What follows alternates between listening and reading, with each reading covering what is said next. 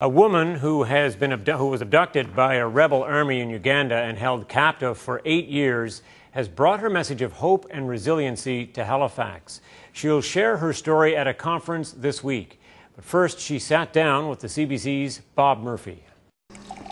A cup of comfort, a small gesture to a woman who's come a long way with a horrifying story about years held against her will by rebel soldiers.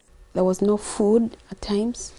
Just need to survive on wild plants, and every other time you are being watched. Acan, like so many women in Uganda, was abducted by the Lord's Resistance Army, led by Joseph Kony. She was forced to bear 2 children, and her life was in constant danger because of the rebels and the Ugandan army shooting at them. The first 2 people in front of me were shot. The person behind me was shot. I survived because I was just entering a kind of ditch in the process of moving, and I happened to run and move the opposite direction. Acan finally escaped in 2004. Since then, she's been working with other survivors of violence, encouraging them to talk about their experiences and using techniques such as drawing to help them heal. You can talk about your leg, what happened. Maybe you moved for a long distance and it swelled, so you just mark there. This helps in reminding someone to tell more and more of what happened. Surviving physically and emotionally is one thing, but now that the women are free, surviving economically is quite another. And that's where jewelry like this comes in.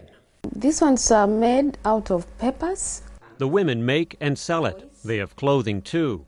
The income is meager, but it's an important start to rebuilding the women's lives. Academics and others at a conference this week hope to learn from Acan so humanitarian organizations can provide more than food, clothing, and shelter when mass violence strikes. And how to kind of create stronger linkages between those responses during armed violence and those afterwards in a way that's more sustainable and empowering towards individuals that they're trying to reach.